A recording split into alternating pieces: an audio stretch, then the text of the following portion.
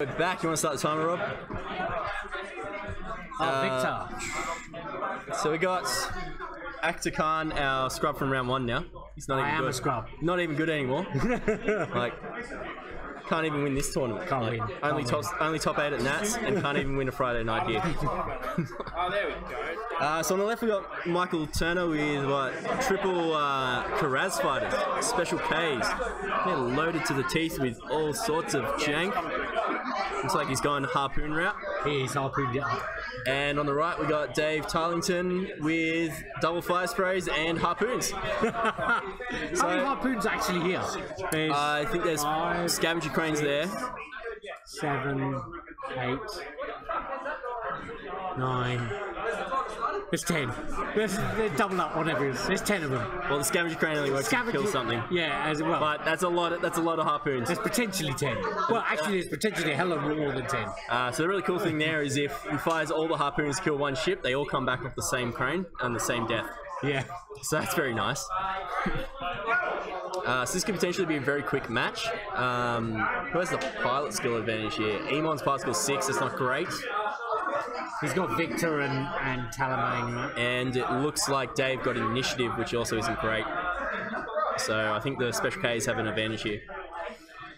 If they set up for a straight joust, but it doesn't look like that's what they're... Doesn't look like the plan. There's a big gap in the middle. Yeah. Dave better not turn in that gap. I would be turning away. He's in a very bad spot to try and turn in on it as well. This line of rocks kind of forces him out of it as well, though. Unless he tries to boost down here.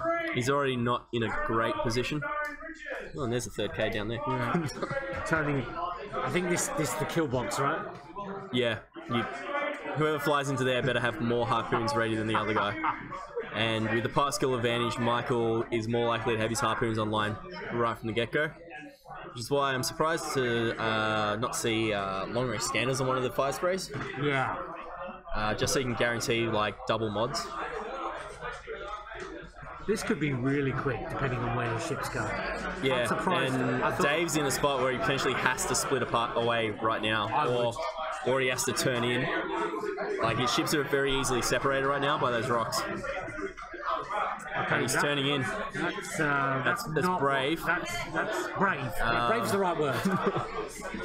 And the only bombs he can throw are bomblet generator. So that's yeah, that's what I would expect him to do with the other ship. He's got a gun pass. He's committed, so he has to go. He has to fly down there as fast as he can. Fly and try and catch up. Try and get a lock now. Just misses a lock. But he's kind of throwing Emon away there. Emon's probably potentially could die in one joust here. Interested to see Michael's not turning in yet. He might turn in next turn. I think he was just waiting to see what.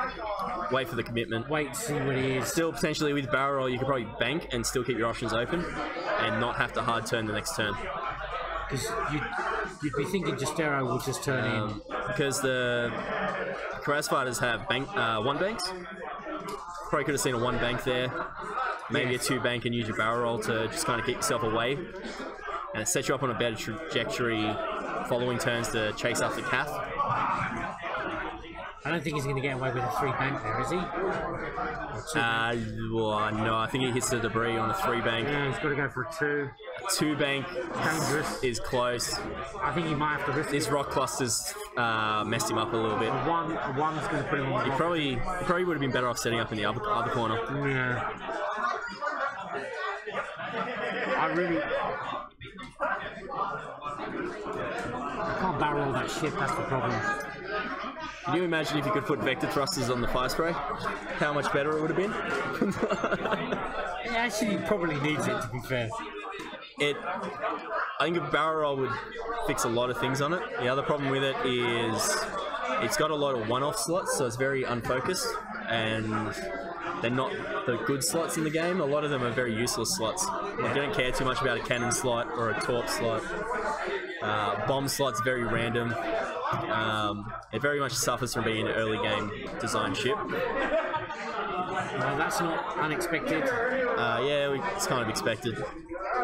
Justero's ability loses a little bit in this matchup, given that there's only 2 ships on the back table, and they're not likely to be close enough. Gun this? Yeah, that's what I thought he'd do. He wants to slow roll, try and get some form of a target lock. because he's gonna. I suspect Michael's going to run hard. Everyone in. And then get. At least he's going to get into fire. If he can get Kathy in on a shot here, he might be able to take one ship down. Because I don't think the double harpoons probably won't kill Demon. There he goes. That was probably the right move. Because at least he gets the fire. And gets him the double harpoons. Yeah. And they both have chips, which is good.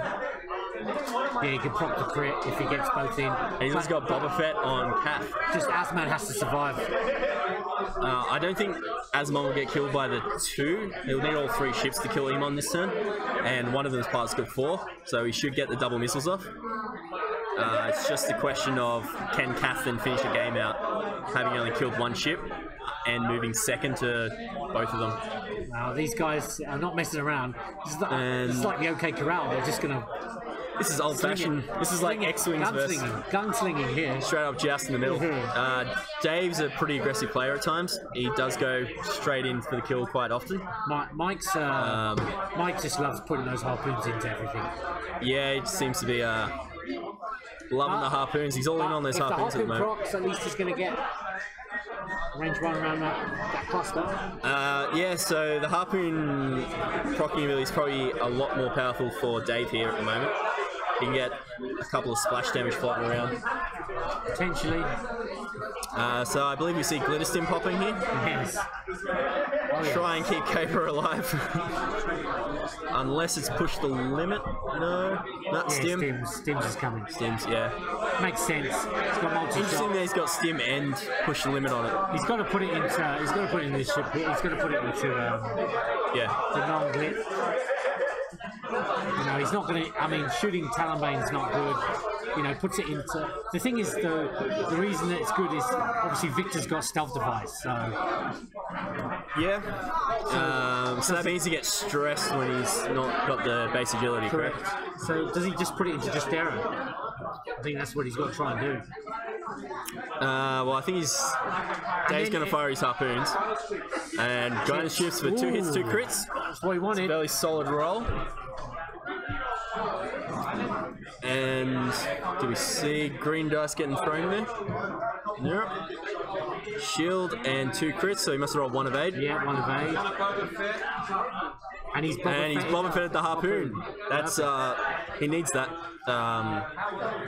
That potentially makes Emon survive the turn. Yep. It's very clutch. Dave started running Boba Fett to try and counter my Racklow list. I love Boba Fett. He's amazing. He was running Nimkath for a while, pre-nationals, and we played a few games when I was running Rack and Vader. He's just blanked out. He needed that. And he's... Oh, not when he rolls like that. On Talonbane? Yeah, on Talonbane. 3 shields. So Emon should survive this turn. He might be able to drop 1 bomblet, make things a bit difficult, and maybe be able to get out of here, but not likely. No. His moves to try and get out are very limited. He's maybe got a 3 bank to the right open. That's a little bit better. So he stops 2, so he's got, 5 health left. And it also doesn't trigger the harpoon yet. So no extra damage yet. There's a good chance the harpoon's going to be triggered by the guidance chips. By the guidance chips here. There's the second harpoon. Let's see what it does. So just removing the lock from... Oh, there you go. Look at that. 4 crits. Jesus. Oh. That was natties. 2 more crits go through. That should kill Talonbane. It should kill him. And the first harpoon will be triggered, but not the second. So that should be Talonbane down, and 1 damage splashed onto the other 2. The others. So Talonbane's gone? Yeah. Talonbane. Or has he got 1 left? He took 2 crits before, so he should be dead. Should be dead. Talonbane should be dead here. Well, Talonbane got 4 hull. He's got 4 hull, but he took 2 crits. Talonbane dies, and the other 2 took a splash damage. Scavenger crane. Yeah. Here we go, scavenger. Scavenger crane. So both sides of scavenger crane using scavenger crane to get harpoons back. So lots and lots of harpoons. That ship being out of the way frees Emon up for a little bit more options next turn. Yeah. Still a bit tricky with Kath being in the way. What's Emon got left? I think he should be on 5 hull. I think he's on 5. Emon's taking like 5 damage. Oh, I need Natties. Natties. Has Emon got 5 hull left, right? Yeah, 5 hull left on Emon. Jeez, Rob, keep up. We're not even paying attention. That's very much in favour of Dave there. I did not think that was going to happen. I think, but then Boba Fett was very clutch for him. It was the Boba Fett and also he rolled well. He got some evades there. He blanked on the first one. It probably kind of balanced out. I think Natties at the end saved him. I think Michael needed all 3 harpoons to be able to trigger that round. Yeah, and losing the one on Talonbane is rough. Yeah. Boba Fett definitely earned his point there. See, now he's in serious trouble here because Kath is fully loaded. Kath is fully loaded. Or possibly slow rolling. Kath has initial dampeners. I don't think it's a good time to use it. Kath has used a harpoon missile. She's used one. She's got extra munitions. She does, right? Yeah. She just has a tractor beam, which is a very cute tech that Dave's been floating around with. Tractors nowadays is... Tractors are good. I don't like them when they replace 50% of your offense. Yeah. It's very hard to have a 51-point ship do no damage for a turn. Especially when you have, like, if you had cluster mines from Emon, you could throw people into them. That'd be nice. So we've got Jostero turning in, perhaps trying to harpoon on Kath. I think Kath is going to do a soft one, and whatever happens, try and get right up and close. So Emon dropping a bomblet. Why not? I think he was going for a K-turn and it's going to get blocked. K-turn was very greedy. Didn't think he needed to do that. I don't think he wanted to do a K-turn. I thought one straight would probably be fine. Yeah, just one straight. Just put the damage on. He's got the game won if he's careful. Kath turns in. He shouldn't get harpoon this turn. And so that Emon's in a spot where he may not get shot this turn. Yeah. Because if the Karaz does a 5k, it's going to get bomblet. Yep. That was always coming. Yep. Question is, does it bump Emon though?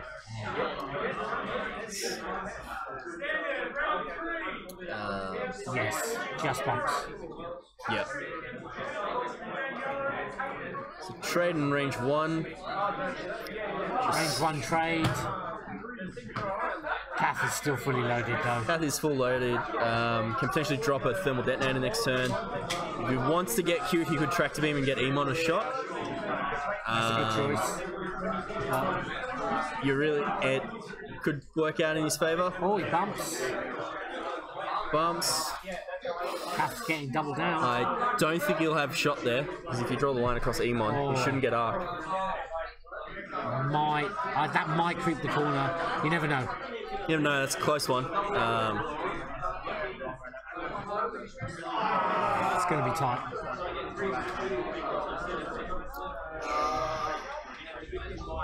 Emon's got Dengar as well, so maybe going for the tractor beam off Kath is probably the way to go. And getting the double shots, yeah. And then you give yourself a 4-dice shot. He's on -1 agility. Yeah. And you've got 2 rerolls now. Correct. So it's maybe the better way to go. Dengar is a good card. Dengar's a very good card. Based on the card, because you just don't need Predator 2.0. Yeah. It's actually taking a hit now because Wookiees are a bit more getting popular. Wookiees are amazing.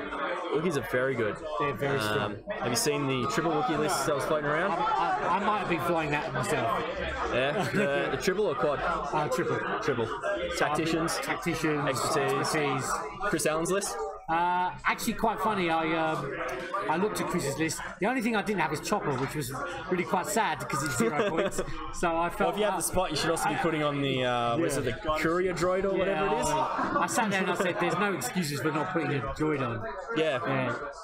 Chris did well. He got 3 points of 3 points. Kath just pumped some natties into Jostero from the looks of it. 2 more damage. Jostero's in serious trouble for next turn. The good thing about these ships, they got their rear arc, so... Rear arc does help him a bit here. Kath also has thermals that she can drop to try and threaten a K-turn. Mike's problem is he has to probably turn away but he really needs to. He needs to re-engage. He's in severe problems because he just doesn't have the hull. They're still very fragile ships. Yeah. The new title really didn't give them anything more, and we all know from X-Wings, the integrated astromechs are borderline tanky enough. Yeah, they're giving these guys don't have it, and they have one less shield as well. And they've only got 2 greens, so. And 2 greens is the worst number of greens to have, unless you're a big scum ship. You're right, just out.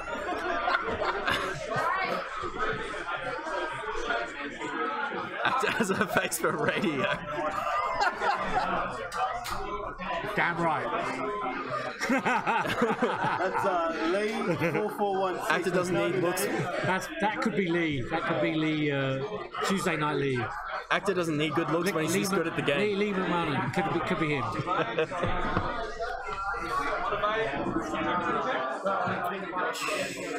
So that must be Jostero doing 2 shields onto Kath.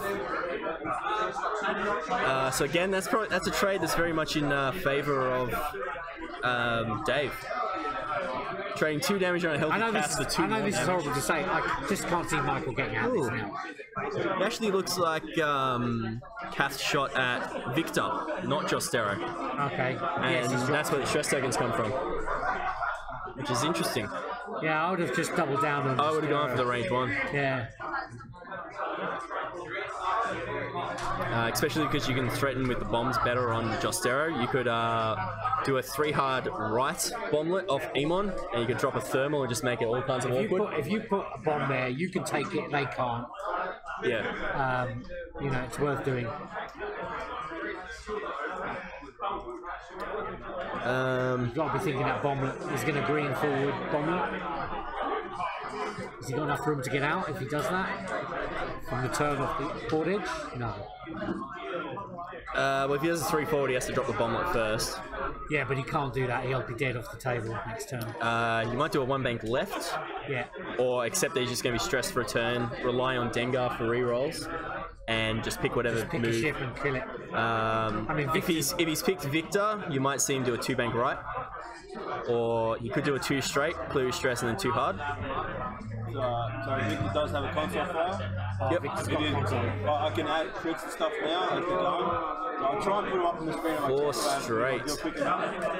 But you can always see them on the, So on the actual ship they're on. Jostero is going to eat a thermal here, possibly a bomblet too. Looks like he's doing a 4 straight. I'm pretty sure they don't have a 4K. Oh, he could be on the rock there. No, he's okay. Let's see. The angle's fine. It's close. He lands, but he has to boost out if he's remembering that Kath has thermals. Does he? No, he has barrel roll. He's eating that bomb. Does he have boost? No engine. He has barrel roll. He's got vectored. No, he's seriously. He's going to eat a thermal, which is going to stress him, which means he's going to be out of the game even longer. He didn't do it. Emon should do a 3 hard right, drop a bomb, and you drop the thermal. You potentially just take Jostero off the board there. Off the table. Yep, here's the bomblet. You drop a bomblet, you drop a thermal with Kath. It's going to hurt. Probably 2 damage in the stress here, which is why had he shot Jostero last turn, he would have killed him. 1 gentle, clear your stress. And just keep shooting Jostero. Put the rear rock on Jostero, yeah. Probably take a target lock there. Set yourself up in case you get another harpoon off. Those harpoons are gross. What's he doing here? Just a slight tap forward to try and bump? I reckon he might do a 1 bank, try and get in the way, and set Emon up. Well, he knew he was going to drop the bomb, so... He's going to drop the bomb. I think still doing the 1 bank may be worth it to keep him in mark. Alternatively, really depends how quick we think Jostero is going to go. Jostero might K-turn here. Yeah, I thought he was going to do something like this.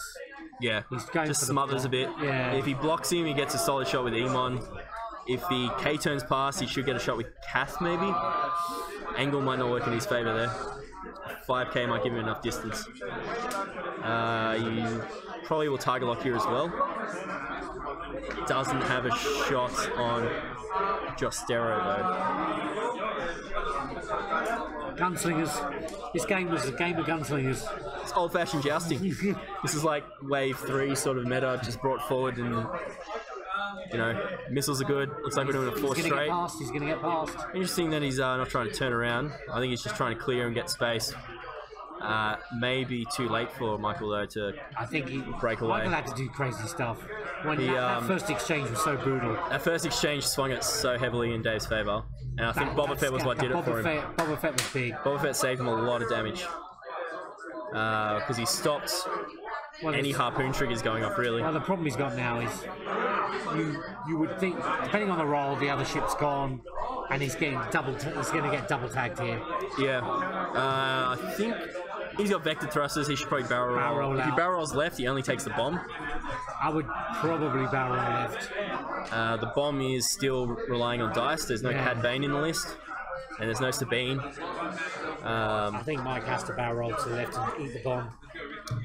If he barrel rolls forward, you reckon he will also be able to get out of Emon's shot? Maybe. It's tight. It's worth a try. It's worth a try, otherwise you need 4 more dice from Kath. Emon's in a good spot to 3 hard right next turn and just close in on Jostero if he survives. And what's Michael going to do? He's taking a focus and... Wow, praying to the gods. I don't know if that's a good idea. I think he's worried about the bomb.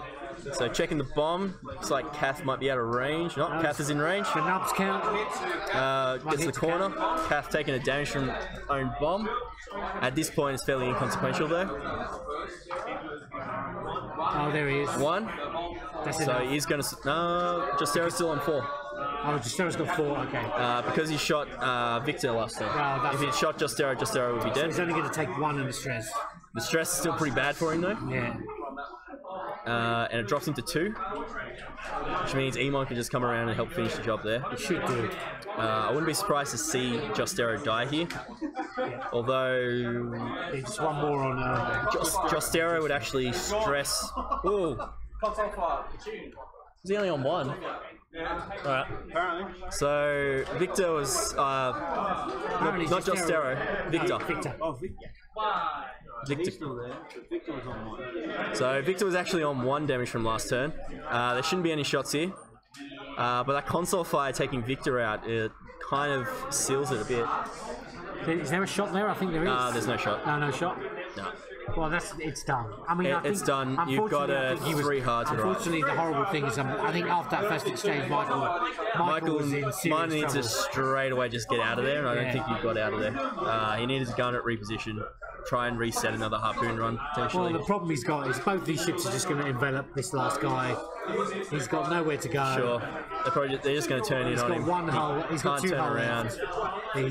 Emon, for funsies, can still drop another bomblet if he wants to. He's stressed. He's like... And look, he's got 6 and he's got half points on Emon. Yeah, half points on Emon, but... It's not going to be enough for him, though. It would be Herculean if he managed to get away with that. Understandably, though, it's going to happen in a Alpha Strike list like this.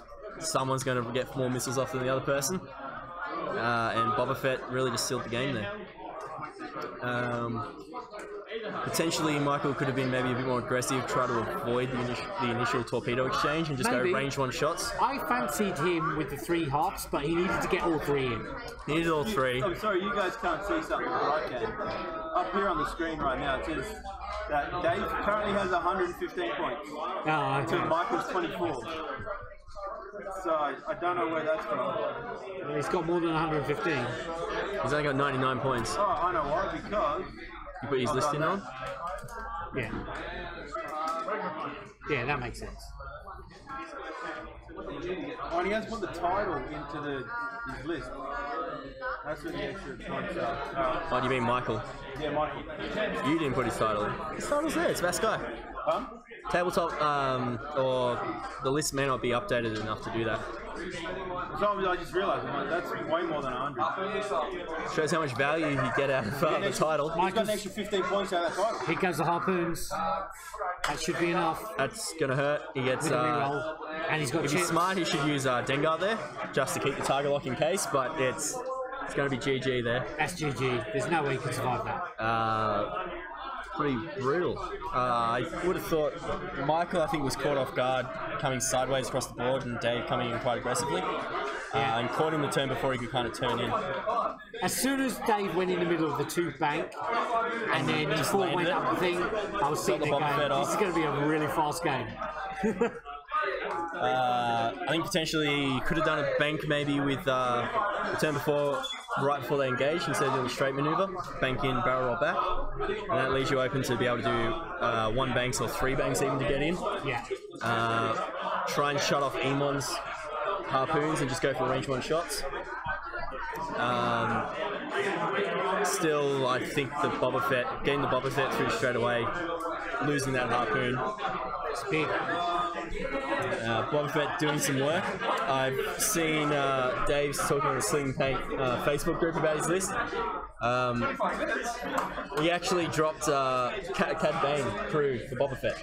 I think it's a good thing. I took Boba Fett a number of events, and when I went to Nats with Boba Fett on the jumps, and just the threat of that ship, because you knew that it was a target, and it just, you know, and when it procs on something good, you know, Kanan or something, you get rid of the shadow, you get rid of the ghost title. It's huge. It's huge.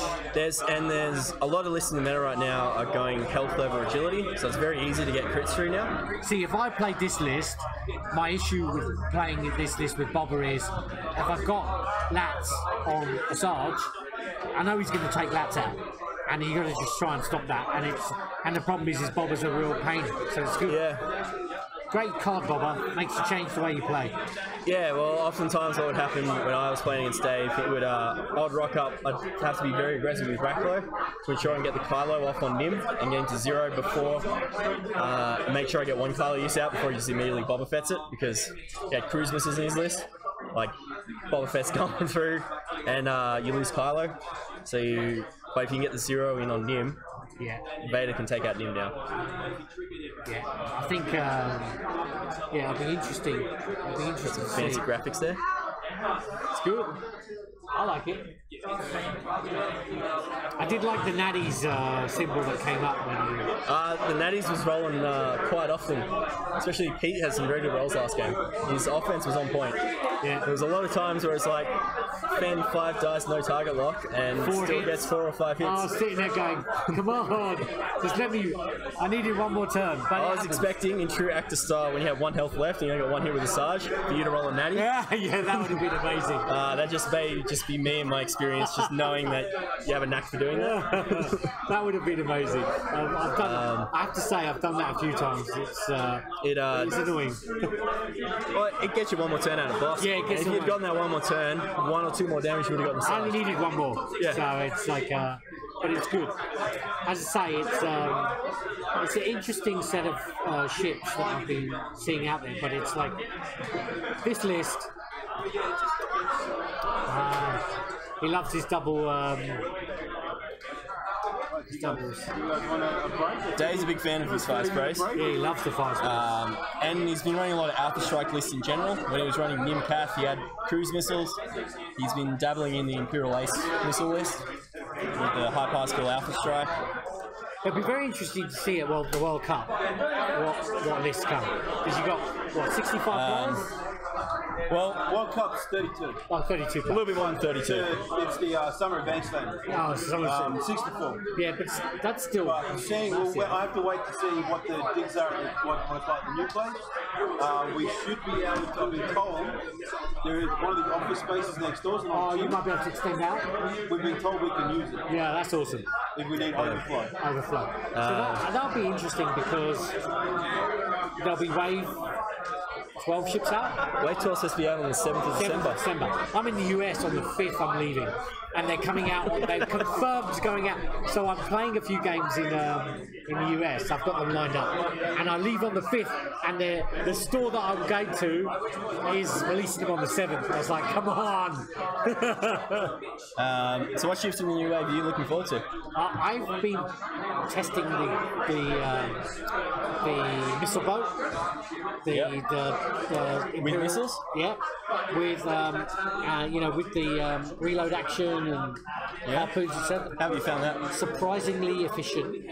I don't think it's amazing, but I've been playing it and it's been really quite a lot of people, decent. A lot of people have actually been talking about HLC instead of a missile, and you run the linked battery. You lose the shooting off the slam. You got built-in predator. You can still slam to get away, and you always have 4 dice. You don't have to worry about reloading. You lose a little bit of efficiency at range 1, but it's the same thing with missiles anyway. I do love the slam. That ship moves so fast. Yeah, so for sure. Actually, the HLC is a great thing. Yeah, the question is just whether how much value you get off the slam. The HLC, you would have to make each shot has to count. Yeah. Because you only need to shoot it like every second turn. Yeah, you've got to get that arc on to get it back. Have you tried out the bullseye shit? No, I haven't. I've done some, X-Wing theory on it, and I looked at it and thought, if you get the bullseye going, but it's a very small. You can get value out of the bullseye, it's very small. You've got to be precision flying that thing. Yeah. I'm not sure. Not sure? What do you think of the TIE silencer? How do you think that's going to go down? I think the silencer is decent, and I think the reason I like the silencer is the title, which allows you to get how many times is your super duper ace blanked out, and then you can flip it and re-roll everything. Yeah, I reckon having that. It's a nice alternative to having to rely on, say, Palpatine. Yeah. There's oftentimes one game in a tournament where you're going to blank out at some point, and it gives you that reliability. Yeah. Do you think its dial is going to be good enough for pushing them in advanced sensors, and it's going to be crazy? If its dial is good, that ship is going to be amazing. We know it's going to confirm 2 hard. That's green. That helps. Question is it the equivalent of like a TIFO dial? In which case it's solid, but it probably needs to be a little bit better than that to really get its value at 45, 50 points. I think you'll find if the dial's good, the great Imperial players that are used to flying aces, I'm very excited for. I'm going to have some serious fun with that ship, and they are going to. And all of a sudden, everybody's got to be careful of that ship. Yeah, I think the real question with it is how survivable is it? Although it has thrusters, it doesn't have the evade action, so it's not as. Like Fang doesn't have the evade. It does have 6 health though. And I think its pilot ability is actually going to be a really interesting mechanic on it. Because if you get shot and take a damage from, typically it's the highest particle ship in their list, you can immediately put particle 0 on it. And if you have a way to follow up and get that crit on it, you can hit people. You can hit people that are higher particle and you're down to 0. I mean, I'd be interested to see that ship fly. I mean, the dial is everything, but the dial makes and breaks it. But it would be very interesting. And it also depends if you want to fly with a Palp shuttle. You're very limited on support ships if you want to fully deck out Kylo. And he can't really. His ideal wingman probably would have been Rack. He probably can't fit with Rack. Expensive. Depending on what the pilot ability of the Particle 7 guy is, you could maybe get away with Racklow and the Particle 7 guy. And if you can 0 people quick enough, you basically have Kylo Ren. But you also had Rack on the side. It's interesting. Just depends on how the points work out. Kylo Ren's very expensive at the base 35. So how much would a decked out silencer be? 40 something? It's on at minimum, if you're looking at push to limit advanced sensors auto thrusters, you got 43 on the silencer on Kylo Ren. You probably want the title for 45. And then it's a question whether you want tech slot or not. The advanced optics, the 2-point tech that's coming out that'll let you keep your focus token, could be interesting because I think the issue you're going to have with Kylo Ren is if you have to constantly double reposition with advanced sensors, you're never going to have tokens. And being able to store that focus going into combat could help. Yeah, I mean, to be fair, Wave 12 is the first wave, because I never fly Imperials, never, right? Yeah. I flew my first Imperial ship on Vassal, actually, 2 weeks ago against Jared. Yep. That was my first ever Imperial. Probably fun. Yeah, I was actually quite good. Although I was playing Jaren, so Jaren was in complete control of what was going on. He probably knows what your moves are going to do. He was in complete control of that game. Having said that, you could trick him out. He might know exactly what you should do, and you won't do it. Let's just say that I was sweating and he wasn't. So we I started playing that. But I think that Wave 12 will definitely be ships that I will definitely run Imperial ships now. But I had real fun with the missile boats, and there's so many combos I think you can get. I think they have a lot of flexibility. I'm not sure about the named pilots yet. They got a very big points increase over the generics. You could maybe make a case for the top particle guy with VI for particle 9 slam. Yeah, maybe. But he's very expensive for doing that. Like you're probably looking at like phantom levels of cost. I'm really hoping for the silence to be good, because I think going to be good. if you have a good silencer and then you can run a couple of guys with him, or so there's a couple of lists have been throwing around. We've looked at, you could squeeze him in with Omega Leader and Inquisitor. Yes. But you don't get the title or attack. And you're at 100 points. So it's risky, but it's still 3 very solid aces.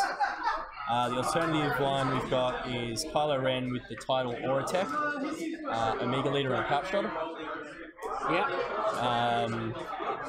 Other than that, you're probably looking at your cheaper aces, probably Sabak or Zeta Leader or something like that. Sabak's good. Sabak's solid. He's still pretty fragile. Yeah. But he's pretty solid for his points. There was a while there where I was running Vader, Carnal Jackson, Sabak list. With adaptability on Vader, so you can make everyone 8 if you wanted to. So he's got potential. He's a solid, cheap hitter. He's Budget Whisper. Budget Whisper. Budget Whisper. With all the pros and cons. Definitely not as good as Whisper. But when you're sitting around the 23-point mark, you can get some value out of him. Question really is what else you can fit with him. We've been throwing around ideas, could you fit him with 2 gunboats? Yeah. That's the one I've been looking at. Yeah. So the 2 gunboats and silencer is one that I've been thinking about. Yeah, so it really just depends. So I suppose the question comes down to how good are the gunboats against Wookiees. So I think Wookiees can be a matchup sometimes. I run mine with harpoons. Harpoons will help, yeah. I think if you're running a missile, you have to have a very good missile. But the build I'm currently playing around with is the two gunboats with harpoons, and I've got a pub shuttle with, so I'm proccing the crit. Yeah, that works. So that works. Are they the Particle 4 guys? I think so. The generic with the EPT? Yeah, with the EPT, yeah. Push the limit or no? What EPT? Deadeye. It's interesting because it doesn't trigger off the slam. Yes. So I played around with it. I've seen a few guys run around with lightning reflexes so they can do a flip. I've seen lightning reflexes, I've heard crack shot. Yeah, crack is one. I've heard push the limit to get double mods and you can still The good thing with Deadeye is at least if you reposition in a bad place, you can move in and fire. I think the advantage of it as well is if you don't slam, you can focus, and if something ends in your arc, you can shoot it. Yes. Because you're still only Particle 4, and there is still a lot of ships out there that are higher than that. Yeah. So I've been playing. Look, I think that's been half decent. But if you've got a decent ship that's running behind it, but the missile boats, the biggest thing is, can you have a game closer with it? How do you deal with it with Wookiees? Because they, there's still the issue you still have is the Wookiees just that constant output. And if you're playing 3 Wookiees that are modded, 3 Wookiees I think is a scarier list now because that's what you're running Tactician and the size of your arc and the number of arcs you have, it's very hard not to get stressed. And if you overlap in the right way, you're throwing 2 or 3 stress out. You're throwing, you still have your reinforced. Your reinforced is still very, very good. And if you're running the 3, one of them's low rec, so one of them can be passed. And you're basically giving double reinforced to someone once per turn. And if you're running a decent low rec build, it'll have 3PO on it. So yeah, I think the standard one you've got 3PO on there, you've got Tactician. Yeah, it's hard to kill. The other guys have what? Tactician and Breach Specialist? Breach Specialist, the other build. Yeah, Rob played Breach Specialist Wookiees against my Rackler list, and I can pretty much guarantee 3 crits a turn, and he can say no. So this is no. Because I was running but the one he Rack with Palpatine. The one he shoots at just takes the crit, takes the hit from the first crit, and then goes no more. Like just. Because I was running Vader with it, so I got Rack's ability, Pal, and Vader's Tiger Lock. You have so many crits. He's going. And he's going. I've had games. You lose the reinforced that. I've had games where I've killed people with every single damage card being crits. Wow. Just from the amount of crits you can pump out with that list. Solid. Solid. It's solid, but it's fragile with the amount of turrets in the meta, and there's still a lot of matchups. We ran into that a lot at Nats. First round was double Decies, which when you have one Deci versus two, it's not that great. I got a little bit lucky there. One of his decimators fell off the table because it got white moves give you stress and hard turns are red. And he took one bank to come around the corner, stressed himself and couldn't hard turn back onto the board because it was red. So he ended up flying off the board.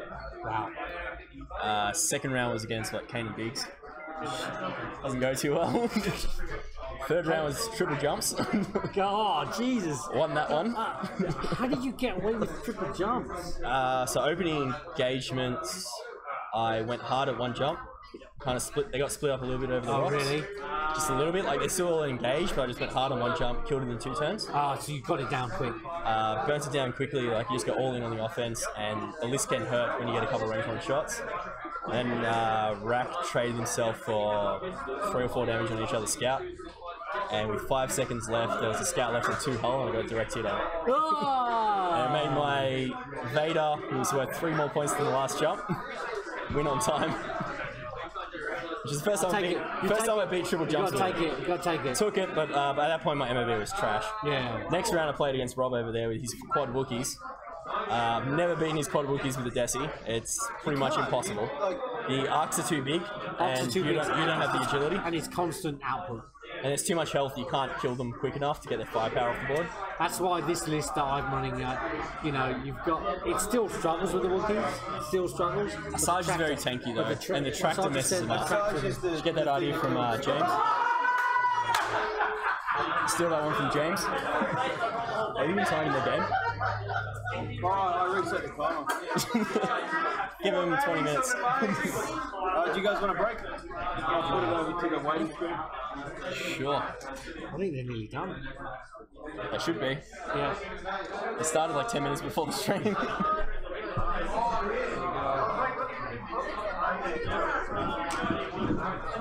Thank you. Thank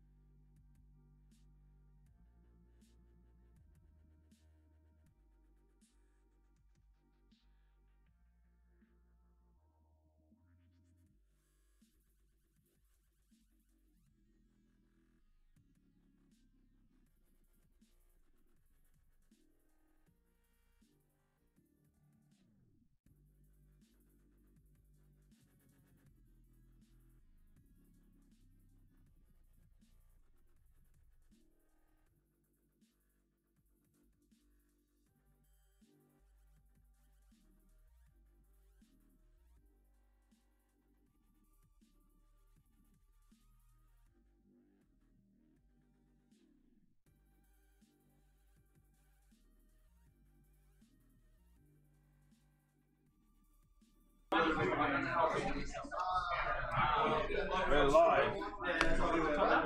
Alright, and we are back. Welcome to the finals. Yeah, table 1. It's a big deal. Dan's probably happy to be on the final table. He's quite good at coming second or third. There's usually one person that just keeps rocking up and denying he wins. But he's consistent, you know. He's been can't very deny him consistent. that. Yeah. I think he's really starting to get the hang of his new list here. He's still got his favourite quick draw. He's very attached to expertise quick draw. But we've got him trying out instead of Decimator. He's got Inquisitor and Captain Yor with Palpatine. So it's a very fun list. I've run it a bit myself. Using Captain Yor to get white sloops and K turns is very, very fun. It's like flying defenders. Which you know a little bit about. I know a bit about. On the right, we got Dave with his double fly sprays. Back. Nasty, Again. nasty list, Nick. Rocking some harpoons. Yeah. So I'm really curious to see how the aces hold up to getting harpooned. If they get harpooned. Yeah. Yeah. Dan should be just trying to keep out of it. We should be seeing Dan get initiative here though, because he's at 100 and Dave's at 99, which would allow Kath to move second, and should be able to get a harpoon off and makes those thermals a lot more effective. Yeah. In the last game, we saw a bomblet and thermal dropped on the same ship. That's pretty That's rough. pretty devastating, yeah. And we also saw the Boba Fett take off one of the enemy harpoons.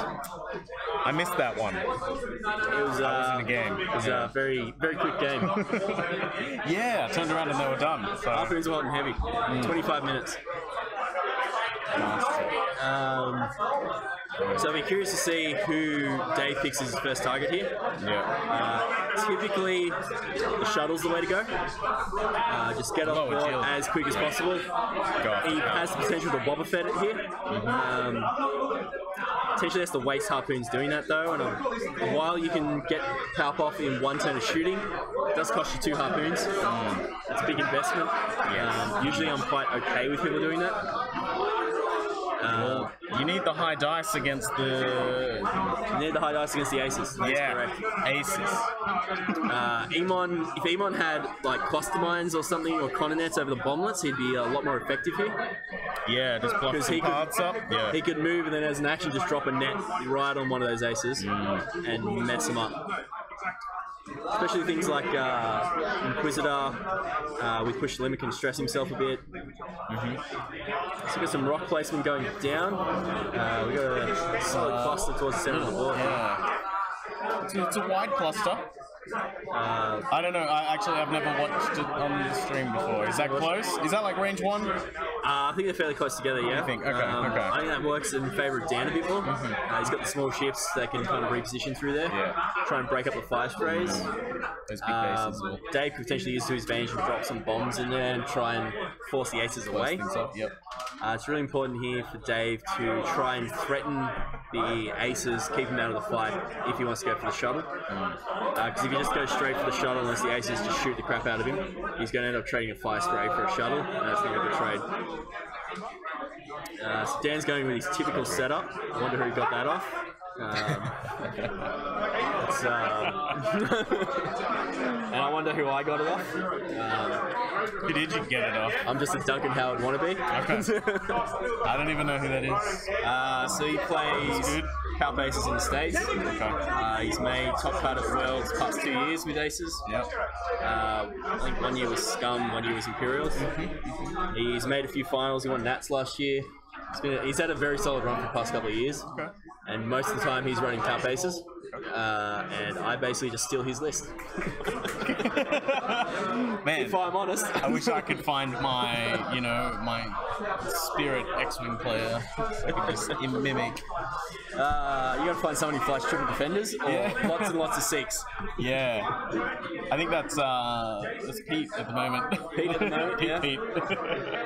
That's Pete with the beard. You got him off me, yeah. Pete with the beard. You set a trend for those 5 Mangler 6 for a while around here. There was a week I showed up and it was We about. get to start timing. Yeah, time.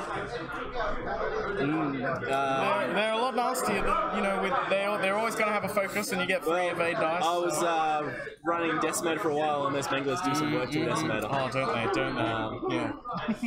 They hurt a lot. Maybe I should put Draw Their Fire, like They were a quick lot draw of in fun. there. They were a lot of fun. Well, got a cheeky bump already. That means. So what's your take on That means. So he's turning in. He's probably going to try and gun for quick draw here, which if Dan can pick up on that, he can probably punish him. So Dan's going to do the standard turn 1 bump here. And then he really should be... He probably should have done a 3 straight with the shuttle that turn, because he's put quick draw so far away. Yeah, It's going to be very interesting, because you could see a turn 2 missile going off here. He is trying to walk across the board. The question is quick draw too far away? You'll see a shuttle do a 3 straight this turn. Inky probably should do a 3 hard, but could also maybe do a 5 straight and try and gun the side of the board up here. Cut in, but you should do a 3 hard here, or even a 3 bank and start coming through here. Try and get on the side. that would probably be wise because the fire sprays might be just going after quick draw. I would probably see Dave 4 straight here and just gun it straight for quick draw. Dan probably needs to do a 3 bank away, there's 4 straight, and then barrel roll towards his board edge, try and buy himself another turn, and that turn will be enough to get all his ships into combat. And hopefully he can get all those guns on the targets. If you trade quick draw for a fire spray, you're okay with that. So premature dial flip there. Inquisitor bumping again, and the shuttle. I don't think I agree with that. That leaves him out of the action for your turn too long. Oh, really? Yeah, wow. He really should. He really could have brought the shuttle up in here. And if he brought the shuttle up this turn 3 straight, I don't agree with that, Dan. If he did 3 straight, he could have come up again and set quick draw off for a sloop next turn. Yeah. Getting turned around and still getting that some distance from the fire sprays. And then all his lists would be ready to go. And this rock would force Kath to kind of go around. We would have the perfect time to jump on Emon. Now it's going to be an interesting couple of turns. Still no shots, so that's something. I don't think quick draw is not in a good spot get here. Out of this, yeah. He's probably going to eat 1 harpoon. He's going to probably Reckon cop 2 Messi- harpoons. I copped 2 harpoons from Dave early in the night. Do you reckon is there going to be a 1 straight or a 1 bank out of Emon? Here, 1 bank probably guarantees him 1 harpoon, but runs a bit the risk that he will miss one of them. Kath probably banks in as well, or just guns a 4 straight and tries to swing in. Dan really needs his list. His list is very separated at the moment. It's a very dangerous time for quick draw here.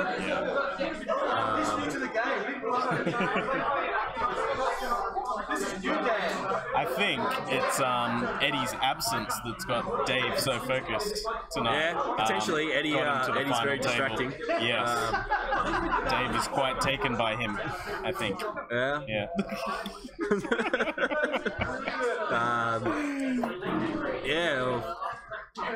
Eddie couldn't make it tonight. Stay home with the wife or go out with the wife for something, family stuff. Probably just an excuse because last time he was here, he fell off the table round 1 on stream, and Was it round probably 4? just Round 4? it was like turn 3, but it was He round hadn't 1 of shot. the game. Didn't shoot. Wasn't even the opening engagement yet. Set his dial the wrong way, double checked it, and didn't pick up on the direction, and flew a fully healthy defender off. So really than one of my curious to see here. defenders too. Shuttle's probably doing a 3 straight now, but it's probably a turn too late. Because the shuttle's going to have another turn before it kind of gets in. You might still see quick draw, could squeeze in a... So you can tell Dan's new to this list because he could have lined up on the outside of the nub and he wouldn't have had to mark the Inquisitor there. Let's practice. One thing you got to get used to with aces, you got to be pretty precise with your maneuvers. So we see the 1 forward, that's pretty fair. The only thing Dan could really do to get out of that is either turn towards Kath or maybe a 3 bank barrel roll, and even now I think he just eats a range 1 then. This is a very scary turn for quick draw. You might see Dan just turn in and accept his fate and try and get the double tap of quick draw and try and punch as much damage through. Yeah, well, he might be trying to get out of range 2 of the harpoons? If he goes to range 1, the splash damage would hit the fire sprays as well. But Dan is definitely a turn behind with the rest of his list. So if he'd done that last turn, Ink, you could have 1 banked here, already had a shot. Or even 2 straight, already have a shot.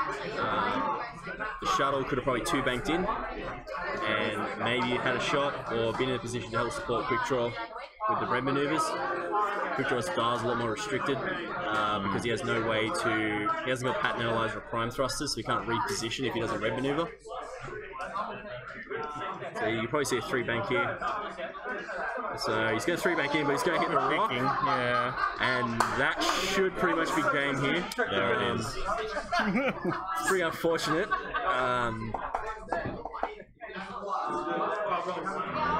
You're going to see Quick Draw get pumped hard here and not be able to do a return shot. And it's doable for the Inquisitor. The Inquisitor Flame Well could, in theory, take out both these fire sprays. But losing Quick Draw is a big hit to your firepower. Especially for no return here. So we got Kath here at range 1. Going to spend the target lock, throwing dice across the screen. I got 1 hit at the moment. Oh, and we got 2 hits and a crit. So Quick Draw is going to get 2 dice plus frame.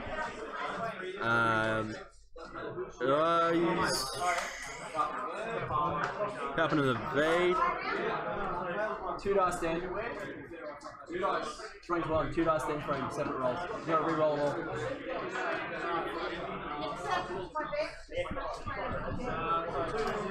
So just a slight miss out there with frame. Frame's got to be rolled as a separate roll. Still only 1 dodge from pouch. So that's 2 hits on Quick Draw, no revenge. No shots from Dan's side of the table, and there's going to be another ranged 1 from Emon. And Emon is Dengar, so he probably won't have to spend his target lock here. So you're probably going to see all the shields gone here. And we should see it. Use Dengar Dave. Don't spend your lock. 3 hits. 1 and then frame 2. So Quick Draw's still alive, but he's taken a beating. He's lost all his shields. So Quick Draw's basically got no value out of his ability. And you really need at least 1 double tap in this list to get the firepower you need. Quick Draw's also in a really bad spot. If he sloops, he's going to be stressed. And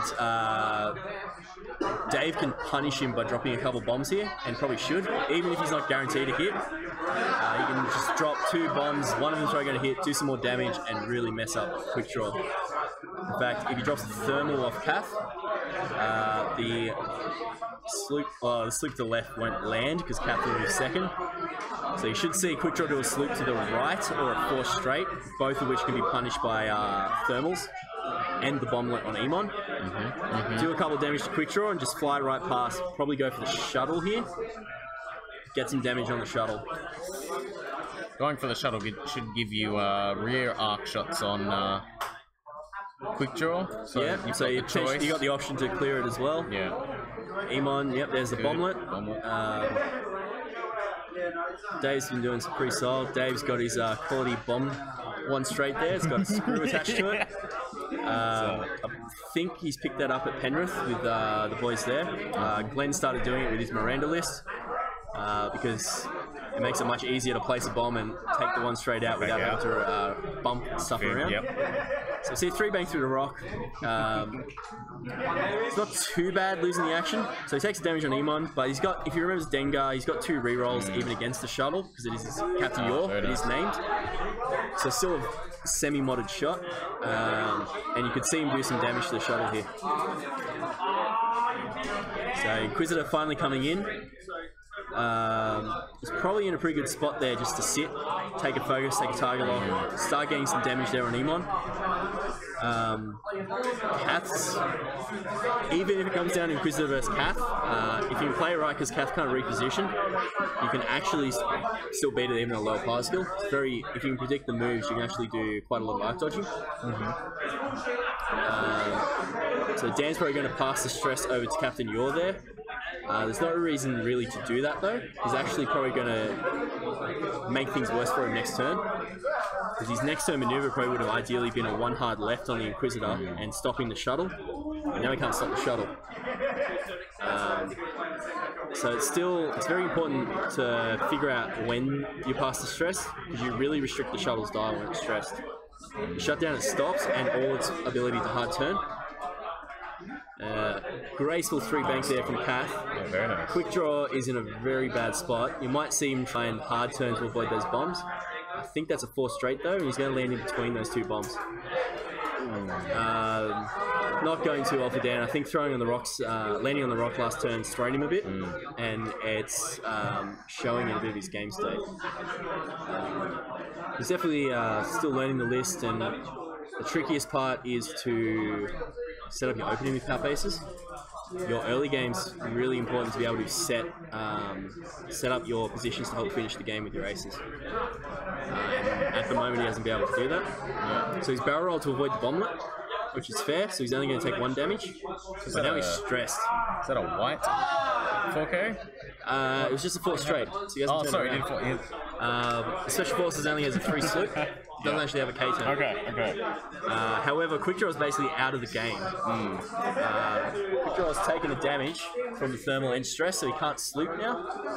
And Dave's free to just probably harpoon here. This is probably a harpoon from Kath. And that is 3 crits and a hit. That'll be 4 shields and a side the harpoon condition. Which can actually be a really good way to get some free damage on the Inquisitor here, without having to try and fight through all those tokens. He would hit Emon with another damage, but you're okay with that. If Emon can get the crit through, the splash damage would be amazing. And I would really just pummel. So that's explaining the condition right now. The shuttle just took 4 shields. Harpoon, 3 crits and hit. If we also see the crit from Emon goes through, Emon doesn't have bobber, so you probably won't see bobber here. So this was probably Quick Draw with a range 3 at Kath. 2 guns out of the butt, and 5 troll natties. So Kath just no consequences. Rolls natties and just keeps going on with pummeling the shuttle. His fire sprays are doing some work tonight. Yeah, they have. So Emon does get... no, that's Inquisitor. So Inquisitor shot Emon, and I believe Palpatine was used for a crit. I don't like to use Palpatine there. I'd rather use Palpatine on the shuttle, given that the Inquisitor has focus and target lock. And Palp would allow you to get a solid hit with the shuttle on Emon, and you can put a lot more hurt in. Or you can use it to defend the shuttle, prevent 1 more damage. So we hear a dice rolling on the floor at the moment, missing the table. So no crits. There it is. Gets the crit. Should be rolling 2 rerolls because it is a unique shuttle. Yeah. But I suppose yours not played too commonly around here, so it's fair that people don't remember. Typically you just see the Omicron. Yep, and there goes Palpatine. Is it Palpatine on the path?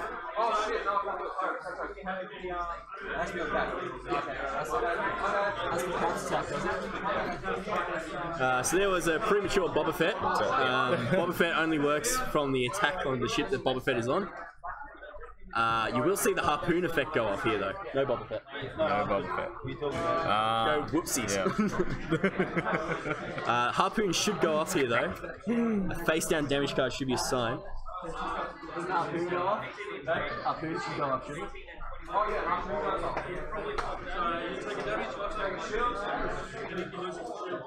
So the harpoon effect triggers. The shuttle should take an extra damage. Inquisitor should take a damage, and Emon will take a damage.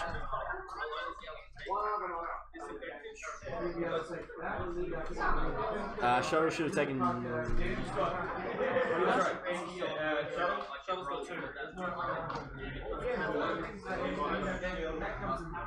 Didn't Shuttle take 1 from the harpoon there?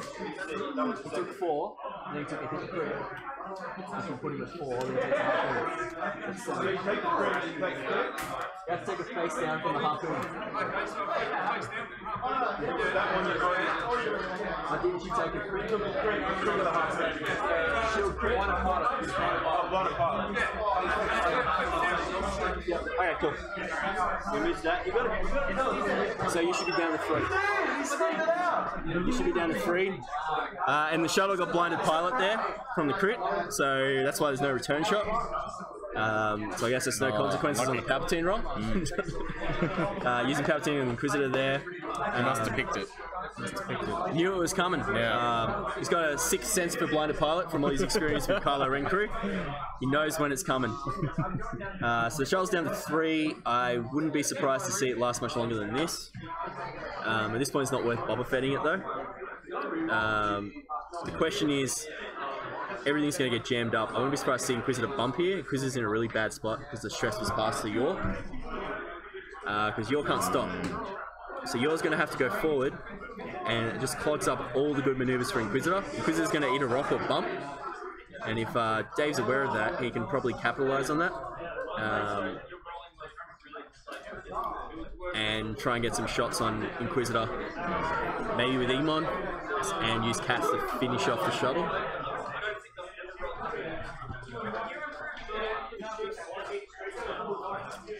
So a couple of kinks to work out.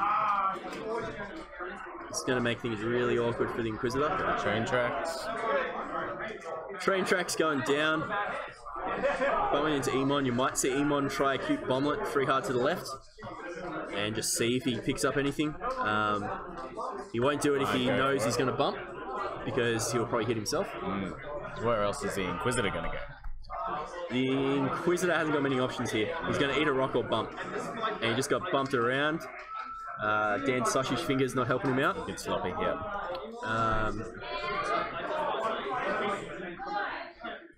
We should see Emon move here. You might see Emon try and shoot across with like a 3 bank, knowing that the shuttle can't stop, and just use buck guns to help finish it. So he's dropping a bomb. Yep. There's no reason not to. Unlimited bombs. Yeah. You never know. The Inquisitor might try and fly through that rock. If that rock was a debris, well, he's going 3 hard. That's probably good. He's not going to move. Probably should have done a 3 bank. He would have gotten behind, and he would have gotten a ranged shot. one on the shuttle, and then been in a good spot to K-turn and chase the Inquisitor.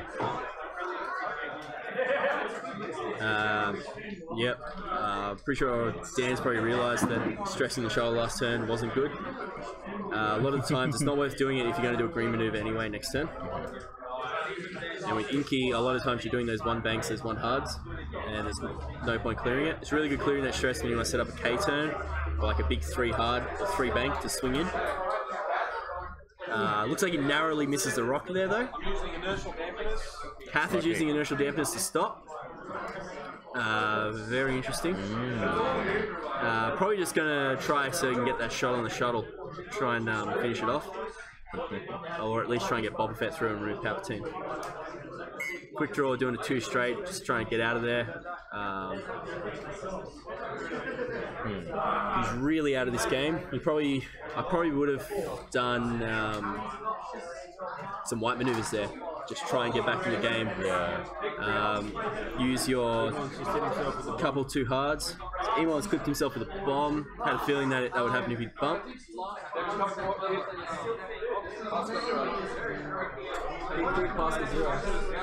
So Emon's gone down to 0. That's not really all that bad. Once the shuttle's off the table, Emon's moving first anyway. So fairly inconsequential there. Still unfortunate that he takes a couple hits from the bomb. Dave just hoping to kill the shuttle this turn. So Dave in fact has that target lock on the shuttle. That is from Kath. And he really just wants to finish this job, I guess. Not a solid roll there. Oh, not a good roll at all. He does get the chips. If Dan's smart, he should palp and evade here. Yep. There it is. If he doesn't palp the evade there and misses, he loses Palpatine and gets another harpoon condition. So really, it's a no-brainer. He's going to keep pumping into Emon here. This turn probably gives Dan a chance to come back into the game, even though he's probably shouldn't be able to at this point. Those early turns were not working in his favour. 2 dodges there from Emon, so he takes 1 more. So his shuttle going into Kathnia. Finally getting its glorious shot. Rolls one hit. And dodged. So there's potential. It's interesting to see what was going to happen here. I think you could see another bomblet drop from Emon maybe to try and punish the Inquisitor if it tries to K-turn. Just drop it with the one forward. Emon's probably needs to do his 3 bank now. Really needs to get clear of that shuttle and finish it. That 3 hard bump stalls and gives Dan an extra turn to get into combat with quick draw again. Having said that, it's a very clogged field there for the Inquisitor. Still a very dangerous turn. You see the 3 bank. Inquisitor might just try and 2 forward. Shuttle might 1 forward bump. Inquisitor 2 forward. Try and get the shot on Kath. Maybe even try and bump Kath. Although that won't help him all that much. But if he's too aggressive with the Inquisitor's move, he might walk into double bombs. And quick draw is still 3 or 4 turns out of this fight. He's probably going to 2 hard barrel roll back in. And probably 3 bank barrel rolls to try and swing back into the fight. So we do see the bomblet, just to pressure the Inquisitor. Again, Kath's okay taking a hit or 2 here if it means the Inquisitor's taking damage. Health on the Inquisitor's a lot more valuable than Kath at this point. And any way you can do damage to the Inquisitor without having to physically shoot him is a bonus. The Inquisitor is going to be the problematic endgame ship. He can still be reasonably maneuverable and can just toke it up and tank some of those hits. Hopefully Dan's had enough practice to... So Dan's now stopped the shuttle, which makes sense because Emon's 0. And you're probably going to see a K-turn here, and I think that's going to bump Kath. So he's bumping, so if that's a K-turn, he can pass his stress onto Yor, so he won't be punished for doing it, but that's a very bad position to be in. Kath's probably going to drop a bomb because he'll be out of range. But I think Dan's just getting a bit too fancy trying to use all the tricks of the list. And it's very important to remember when to use the list and when to use all those tricks. It's the same thing with anyone when you got all sorts of new toys and fancy things you can do. You want to play them, you want to show them off. You need some very cool stuff with them. I had a game against Craig running his Cannon Bigs list, and I had 3 turns back to back where I sleeped quick draw and just kept passing the stress off to Yor and dodging arcs every single time, and just bouncing left, right, backwards and forwards. It's beautiful. And I have 0 evidence of it. 0 evidence of it.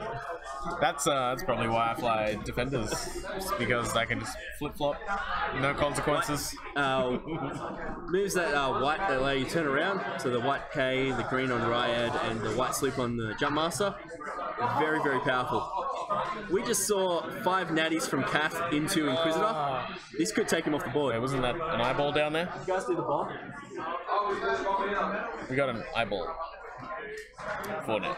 4. Kath might be in range too. Check Kath. So we're just clearing up the bomblet. I think Inquisitor might be dead from this though. He took damage from the bomb. He took 2 hits there. That should be a dead Inquisitor. Wow. And so Kath took no damage from the bomblet. So 1 damage on Inky, and then he should just have taken a hit crit, and that takes him off the board. That's not good. That's, yeah. Considering they're targeting the shuttle, the Inquisitor being gone, that's... it's very unfortunate. Unlucky, yeah. Solid roll there from Dave's. Very nice roll. Animations. Rob here fancy doing a animations fantastic job with the streaming. Reminds me of like Doom. Yes. Then we've got our little faces. We've got Emon. Emon forgetting Dengar again.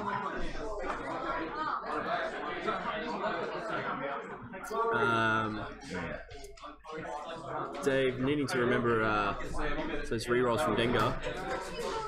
That should leave Yor on 2 health. It's giving Dan a chance to come back. The shuttle's basically out of this game. Yes. It's going to take a while for it to turn around. And Quick Draw's only got 2 hull, and he's got a lot of meat. He's still got 14 damage to put through. Yep. It's certainly doable, but Quick Draw is not as defensive as the Inquisitor. and he's also not as good as dodging arcs. But if Dan plays it carefully from here, he still has potential to come back. We've seen games where with a Fen on one hull versus full health Cath, and managing to pull it out. Just taking advantage of the fire spray being unable to reposition. And if you can pick their maneuver, you can pick where their arc is and set yourself up to dodge it turn after turn. At this stage, against two of them, against two of them, two of them is pretty tricky. Yeah, he really needs to drop a fire spray and have Inquisitor alive. That was his end game. Inquisitor versus even full health Cath probably could steal the game. You're probably going to see a thermal drop from here, just in case that shuttle tries to 3 straight or 2 bank to get away. Probably just going to see maybe a K turn from Emon, try and shift around. And prepare just to joust quick draw. He's got the firepower to just joust the crap out quick draw. And said that if quick draw plays it carefully, you might be able to catch Emon away from Cath. And well, looks like we're seeing a bomb dropped with a 3 straight. So I think Dave's pretty confident that he's going to get Cath out of there, so he might be forced straighting and just repositioning, getting out of there, putting some distance between him and quick draw, and using the bombs to finish the shuttle off, which is reasonable. And if it doesn't work, he'll probably still get a shot from Cath, and that should help kill the shuttle this turn. And without Palpatine to support quick draw, it's going to be even harder. 1 forward. I think that's I mean, you know, Cath could do a 3 straight slot right in behind there, so that's probably what she's doing. So 2 banks, so the shuttle's going to eat double bomb here, and chances are it could die. Oop, clips. So bump, so it's only going to eat 1 bomb. But it's going to eat another, it's going to eat a range 1 from Cath, and it's just going to be all over for that shuttle. Quick draw could try and get Emon isolated. He might be able to take it out in 1 shot, and then try and fight his way through Cath. But he just hasn't got the health to survive hits from Cath now. 1 hit's going to take him out. Quick draw has just been out of the game for too long. Are there any leftover harpoons? So I imagine Emon probably scavenger crane to harpoon, so I wouldn't be surprised if it's back. Cath should be out of harpoons. Emon might have 1. Just depends if they remember the scavenger crane or not. We do have some extra munitions there. I don't know. So it looks like Cath bumped. I don't think Dave's made the ideal maneuvers here, but he's this far ahead in the game that it doesn't really matter. Yeah, and natties. Natties for days, but that still takes the shuttle down. There it goes. Just to be sure. That's on Emon. So that's on Captain Yor. No one had a shot on Emon. Yeah. Go on. Skolski's. So now we've got a full health Cath against a 2 health quick draw. Emon doesn't even need to be in this fight. If Dave should probably use Emon as bait, slow roll with Cath maybe a little bit, and try and get quick draw to turn in on Emon and get behind quick draw. Alternatively, you could see a K turn. I think Emon's getting a little close. He might be able to squeeze in his 3K. Cath probably would K turn here maybe, or try and just get the rear arc on quick draw. So Dave should really be trying to set up this turn and wait for quick draw to kind of commit to a certain direction and just seal it. Try and get yourself some target locks so you can get your focuses online and just pump him with some fully modded shots. You still got the thermal, you still got 1 thermal to be able to threaten. And see what we got going on. So 3 hard from Emon. Emon's pretty much done his job at this point, and if Emon can get quick draw to commit to cutting down through that triangle of rocks, you might be able to see Cath turning behind. So 2 bank, probably would have done maybe a 1 bank. You want to slow roll as much as possible. Correct, going for target lock, try and get mods. This is quick draw's chance to probably bank in, set himself up, get a shot, and try and prepare himself. 3 hard works 2. Try and prepare himself for an expected maybe hard turn in from Kath next turn. But probably more likely Kath would probably 1 bank, right? Yeah. Try and get a butt gun shot. So Dan really needs to think about what Kath's next move is and set himself up to arc dodge that move. So he's going for a barrel roll. He probably wants to barrel roll backwards. Yep. Keeps his dial open a bit more. And 1 or 2 bank in as needed, or next turn. And he really wants to try and line himself up along the arc line so he can barrel roll across and out of arc. Natties. Natties from Dan. Spending the evade. Kath takes 2 damage. She has 1 shield left. Kath has 1 shield? 2. Yeah, she didn't take any bombers, did she? She didn't take any bombers. No, she missed it. Kath's got what? Kath has 2 shields. So Kath is on 2 shields. Hadn't taken any damage from the bombers. That was Emon.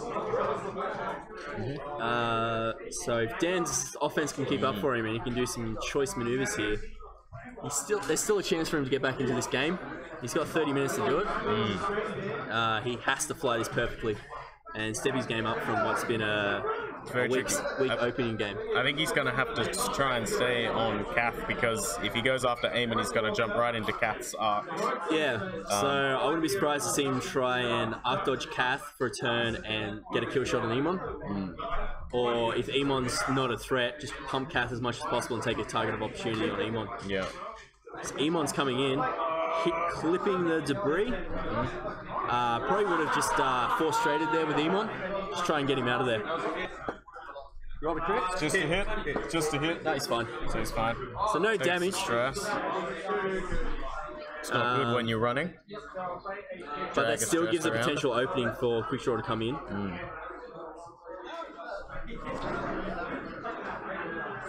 Dave, who has the initiative? Okay. Yeah. Interesting, Dave took the initiative. Tony potentially can block Quickdraw here though, unless Quickdraw has a 2 hard right. 1 gentle in. So that puts him in an awkward position. Emon can drop a bomblet to the 3 hard left next turn and try and stop Quickdraw from gunning and trying to get distance. You can probably 2 bank left with Kath, try and set up a butt gun shot. And Emon should probably maybe 3 straight, just try and get some distance. Unless he gets taken out here. If he gets taken out here, that's pretty rough. That potentially gives Quickdraw a shot. In the container, what a scrub. Hit crit, so dodges it. Dave's dice have been very so those fire sprays are holding on. Emon's probably holding on a little bit longer than he probably wants to, or should be. He probably wants to. Yeah, I don't think he wants to die. He's been that's Emon surviving there is really important, because now he can drop that bomblet and threaten a sloop or a 4-straight out of Quickdraw. And if he forces Quickdraw to go slow, there's more chance for him to end up in Kath's arc. You probably see Kath drop a thermal as well and just try and cover that board in bombs. It's a really scary turn for Quickdraw there. The bump isn't great. Dave really taking advantage of having initiative. I don't see how it can avoid arcs with the front and rear arcs from 2 ships. Without, it's doable, but without being able to do, because out here his best move would be like a 3 hard right barrel roll, but without prime thrusters or so there's the bomblet as expected. But without prime thrusters or pattern analyzer, he can't do that reposition. That strands him a bit, but that might buy him another turn. So he takes 2 straight, clears the stress on Emon. Dan's alternative is to accept his fate, try and turn in and just go all in on Emon. And try and kill Emon before Quickdraw dies. And go for the MOV and try and still finish 2-1, get some solid MOV. There's the second bomb. Just Dave really taking advantage of that board control provided by those bombs. There's really not a good spot there for him to land in. So Dave probably hitting the debris there, but he's got the target lock. So he still has some form of modifications, and it probably puts his arc in a better spot anyway. So he's probably okay taking the stress there. Yeah, and he's safe. Yeah, We've got 2 hard left. So Dan accepting his fate, just going all in, going to kill Emon.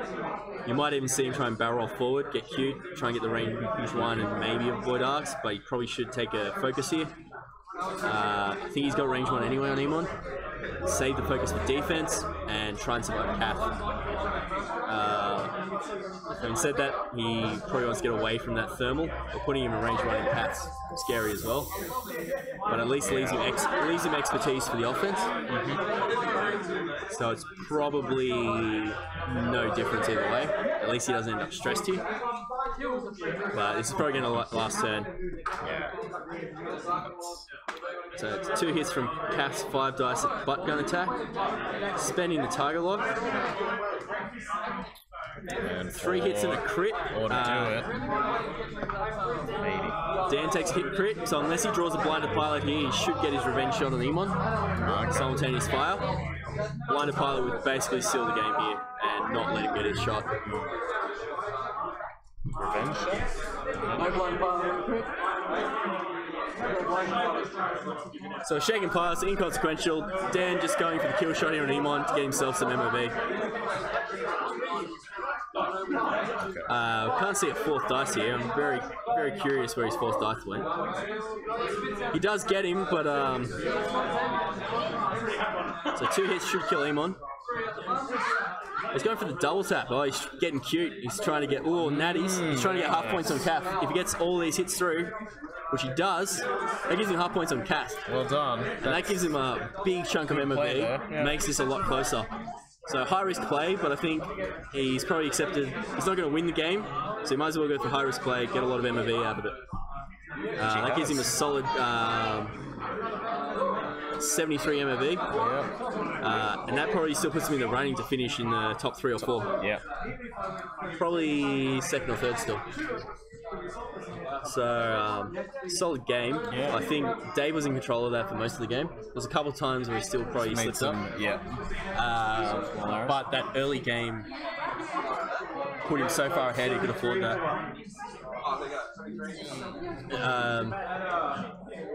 So I think Dan just needs, if he dials back on the fancy and takes the extra second to think, do I use yours ability here? Do I try and do K turn? What's my opponent doing? He would be would have had a much better game state in that game. Probably would have set quick draw all the way in the corner. What you can do is set him along the board edge, 2 bank in, barrel roll for your first action, and then you can just roll with 2 straights along the board edge as needed. Or if you get desperate, you can 1 hard barrel roll, change your direction. So that leaves you a lot of flexibility for where quick draw goes, and you can try and draw people into your shuttle and you quiz it up. And with you can sloop with no consequences and have your expertise and target lock set up, and then you can just draw someone into a joust. And quick draw Inquisitor all shooting at you is a pretty solid joust.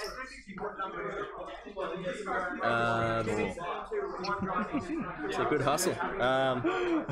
Let's do some shameless plugs. So we've got a couple of events coming up at the Hall of Heroes. The first one is our World Cup on the 9th of December. Tickets are already sold out for that one. However, I imagine we will be streaming that, so we're going to have some people join in and watch. There's some really cool swag up for grabs for that. We got some Paul LaRue alt arts that are custom made for our Onyx Squadrons. We got one of them signed by the Immortals and Nats, so Travis and Jaron Foss and Morgan Reed. So that's a pretty fancy one to jump in on. We also have the Summer Advanced Slam coming up the 20th of January. Summer Advanced Slam. 20 and 21st of January. It's a 2-day tournament. 64-player cap. We're up to about 30 players at the moment. We've got a whole bunch of people coming from all over the area. Some really cool prizes. We've got the goods. We got some alt art Biggs and Lorik here from All Wings. They're custom made for the Hall of Heroes and Onyx Squadron. So you get one of these for rocking up and participating, which is awesome. You can't get them anywhere else, I believe. No, exclusive to us. On top of that, we got a whole bunch of regionals dice. We've got a really awesome Onyx Squadron wrestling belt for the winner. Hence the Summer Slam. Hence the Summer Slam. People are losing their mind over this. There's potential that we're going to have some swag from the Onyx Squadron, the podcast. Oh, wow. They've heard about our event. They're potentially sending us some stuff over, so that'd be pretty cool. Have some stuff from there. We've got a whole bunch of alt arts, some tokens, lots of cool stuff to jump in on. $500 worth of store credit for the hall as well. Wow. Really good event. A lot of the prizes will be randomly generated as well, so newer players can jump in and still have a chance to win some really cool stuff. This is our attempt at a bigger Onyx Squadron tournament. How many people are we expecting? We're aiming for 64. 64. 64. We're looking at doing 6 rounds day 1 with a top 8 or possibly more the next day. We're looking at running the new system open Swiss structure. So it'll be templates, target locks, and shield tokens. The top cut. So we're looking at playing 3 rounds. Any players that win 2 games will play another 3 rounds, and anyone who wins 5 games will proceed to day 2, where we'll have the top cut. We'll be running side events alongside with that, depending on interest. We'll be running more X-Wing, Speedwing, we can run Heroes Material Cluster, Star Wars Destiny, all sorts of stuff. We'll have the space for it in our new location. We can run some awesome side events alongside of it and have some extra prizes up for grab there too. We've also just been informed that for the top cut, we're going to be having some custom templates, tiger locks, and shields. I believe these are the Onyx Squadron ones. Onyx Squadron templates and whatnot. No. Special Summer Advanced Slam one. Even better, they're custom Summer Advanced Slam templates, shields, and tiger locks from Kelport Creatives. Thank you, Nick Knuckles. Kelport does some very nice tokens on Etsy.com in the States. A lot of the guys here have purchased his tokens and really, really like them. They're really high quality. We've also gotten Onyx Squadron templates done through him. I think Imperial Propaganda got some done through him as well. So really, really cool. So it's happening in 2021. I believe it's on Eventbrite. You can go to the site Eventbrite to purchase tickets. You don't have to sign up. It's really straightforward. The post all over Oz. You can find it in a lot of the Facebook groups for X-Wing, in particular the Oz X-Wing group. I think it's the Melbourne, the Sydney groups as well. Then we also have regional coming up. New South Wales regionals will be run at the Hall of Heroes in March. I believe we should be getting tickets up ideally in the next couple of weeks, probably around in December time, and hopefully be able to do that online and get people to come down for that. We'll hope to make that a really awesome event as well. Have a stream set up, get some awesome prizes in for it, and make it a really good time as well. That's probably running towards the end of March. I think we donate an Onyx Squadron Championship ring to that region. So we've just got Onyx leader himself, Rob Crumlish over here. He's contemplating donating an Onyx Squadron ring from the World Cups that we run. It's a very cool ring. Very cool ring that only winners of Onyx World Cup nights can receive, but potentially a regional winner might be able to get it, and that's a very awesome, prestigious prize. There's only 3 in existence at the moment. We've got a 4th one will be coming out into someone's possession. Here it is here. So it's got our Onyx logo on it, nice wrestling ring, very cool bling to show off. We have 3 people that own that at the moment, with a 4th to come along. That wouldn't be yourself, would it? So I have an Onyx ring. Somehow I got that one. Then proceeded to scrub out the next one, because winners don't get to pick their lists. Yeah. And I got to fly some T65 X-Wing against everyone's nationals lists. We all know how OP they are. And this guy beat me. I win sometimes. Didn't win any games with that. Nearly beat Actor though. That would have been really embarrassing for him though. Yeah. So let's just get that out there. He nearly lost with his scum list against 3 X-Wings. It was a really, really close game, that one. They weren't even optimized X-Wings. They weren't even good. It wasn't even a good list. We had Luke with expertise and barrel roll. We had Wedge with push the limit. And we had Biggs in there, so I mean any list with Biggs has potential. But didn't do so well. When you got Wookiees and TLTs and defenders floating around, jump masters, it doesn't hold up. It's not up to snuff. But really, really good time. So Great. jump on, get some tickets, head on down. There's unlimited tickets, and it's only been out for a week, and it's already half full. So jump in before you miss out. And I think that's it from us. We're going to be organising the results for the prizes here. I do believe Dave has cleaned up tonight with his fire sprays, going undefeated. Very well. Wrecking people with bombs and harpoons. And Actor showed up, so... Actor showed up too. Last time Actor showed up, he won. Yeah. I think Actor's lost a lot of power now that his jump master's been nerfed. Yeah. Actor's lost a lot of his potential. He can't rely on Dengar, can't rely on torpedoes. So he's trying to adapt, having a bit of fun. We were talking about the next wave before. He's been playing around with gunboats a bit. And he's looking forward to the wave, some interesting ships in there. He said the gunboats actually got him to try out Imperials. He hadn't played Imperials up to this point. Wow. It's pretty exciting. Move, yeah. You excited for any ships in the new wave? Yeah, I am excited for the Starwing.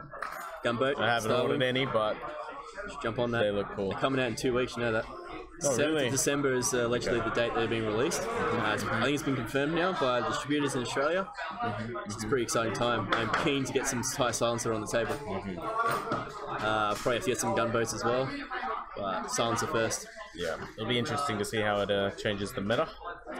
Yeah, well, there's been a bit of a surge in Imperial Aces in the events over in the States. Dutch Nationals was taken out by a Suntir, much to some people's surprise. There's still a lot of things out there that prey on Suntir, and he struggles against Wookiees, struggles against Miranda, and Scum Nim still scares him with auto blasters.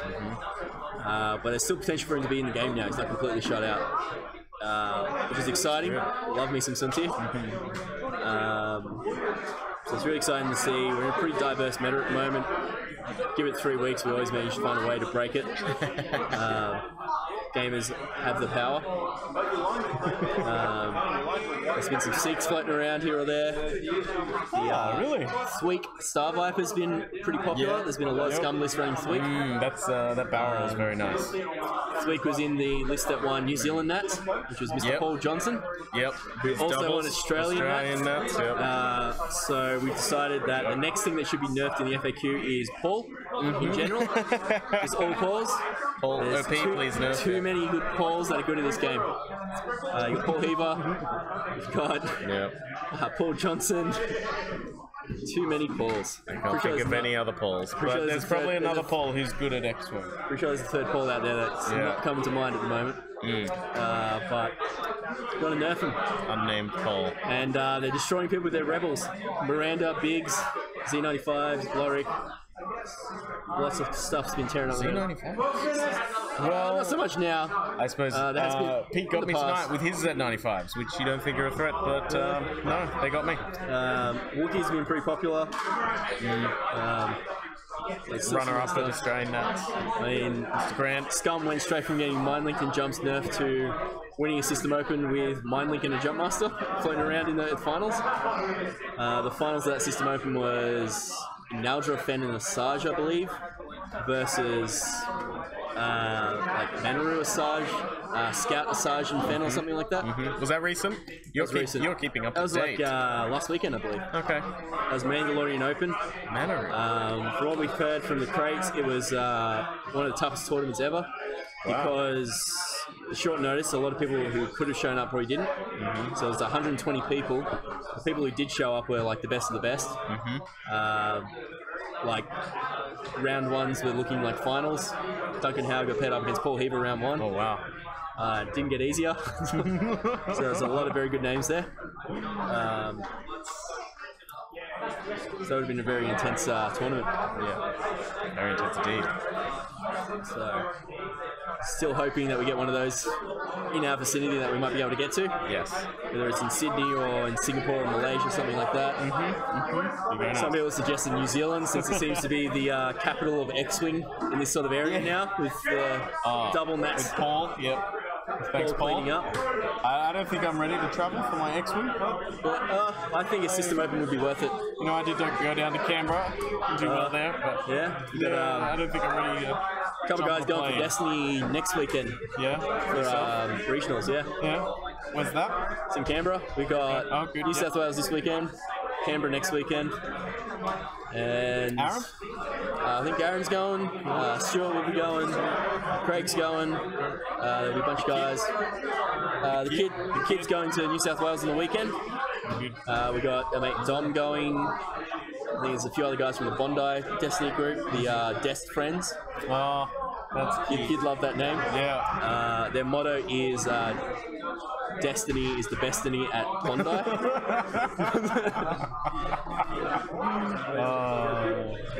Yeah, I think we're good. Yeah. We're gonna wrap up. Say See if we goodnight. can all these games. Say goodnight.